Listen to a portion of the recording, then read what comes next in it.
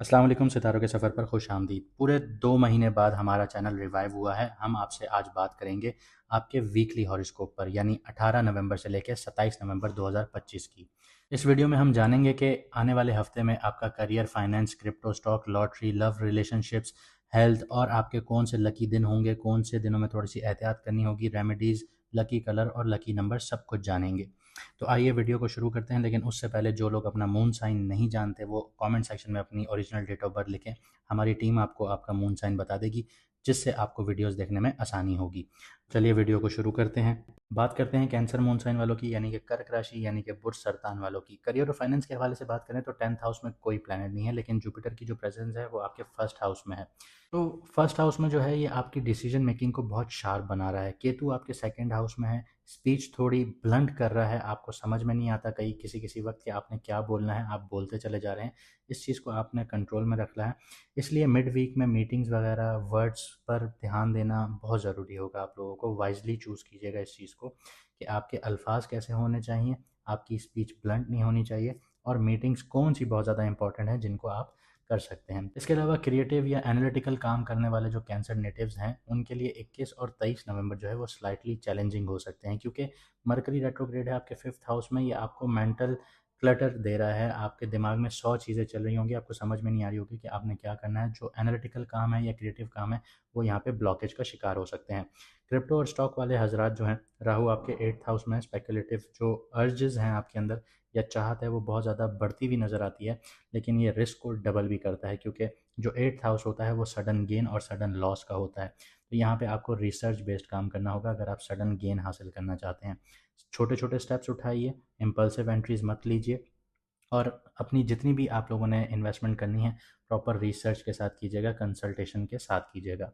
Love और relationship की बात करते हैं। फिफ्थ हाउस में सन बैठा हुआ है अनुराधा नक्षत्र में, और मार्स भी यहीं बैठा हुआ है, और मरकरी रेट्रोग्रेड है। आपके इमोशन जो हैं वो बहुत ज़्यादा डीप होते हुए नज़र आते हैं, मैग्नेटिक हो रहे हैं, और थोड़ा सा आप लोग पोजेसिव भी हो रहे हैं। सिंगल्स के लिए ये हफ्ता कुछ इंटेंस क्रश वाइब्स क्रिएट कर सकता है, जैसे किसी एक मैसेज पे पूरा मूड शिफ्ट हो जाए, इस तरह की सिचुएशंस आपके ऊपर रहेंगी। कपल्स को 20 से 22 नवंबर में मिसअंडरस्टैंडिंग से बचना होगा, क्योंकि मरकरी जो है वो रेट्रोग्रेड है, यहाँ पे मिक्स सिग्नल्स मिलेंगे। ये सब कुछ नेचुरल सा होगा, आपको समझ में भी नहीं आएगा कि आप ऐसा कर रहे हैं। अगर आप लोग कोई सीरियस बात अपने पार्टनर के साथ करना चाहते हैं या अपने लाइफ पार्टनर के साथ करना चाहते हैं तो 25 तारीख के बाद अच्छा टाइम रहेगा। उस वक्त आप लोग ग्राउंडेड रियल टॉक्स कर सकते हैं जो आपके लिए परफेक्ट मौका बनाएंगे। हेल्थ और वेलबींग की बात करते हैं। जुपिटर आपको ओवरऑल प्रोटेक्शन दे रहा है, लेकिन मार्स जो है फिफ्थ हाउस में एसिडिटी बढ़ा रहा है, आप लोगों की चेस्ट से रिलेटेड हीट बढ़ा रहा है, या हार्ट रिलेटेड जो आपकी रेट है, हार्ट रेट है, वो स्पाइक कर सकती हैं। तो आपको थोड़ा सा ध्यान देना होगा। लाइट फूड लीजिए, इवनिंग में वॉक कीजिए, ये आपके लिए बहुत ज़्यादा हेल्पफुल रहेंगी। अब बात करते हैं कौन से दिन आप लोगों के लिए लकी हैं, किन दिनों में थोड़ी सी एहतियात की ज़रूरत है। तो सबसे पहले लकी दिनों की बात करते हैं तो वो 18, 19 और 25 नवंबर होंगे। यहाँ पे आप इमोशनली स्टेबल होंगे, रिलेशनशिप्स में क्लैरिटी मिलेंगी आप लोगों को, आप अपने काम वगैरह कर सकते हैं, कोई भी डिसीजन वगैरह हैं वो आप इन्हीं दिनों में ले सकते हैं। लेकिन जिन दिनों में थोड़ी सी एहतियात की ज़रूरत है वो है 21 नवंबर। मून स्कॉर्पियो में होगा, आपके फिफ्थ हाउस में होगा, जहाँ पे बहुत पावरफुल क्लस्टर बना हुआ है, तो मूड स्विंग्स आप लोगों के बहुत हैवी रहेंगे।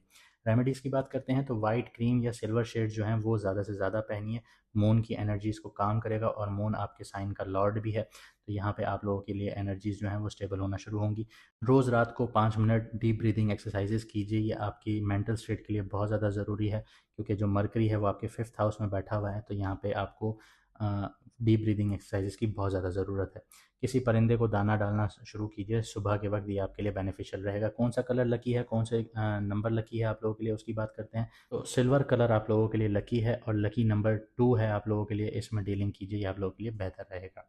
अब तक के लिए इतना ही, मिलते हैं अगली वीडियो में सितारों के सफ़र पर।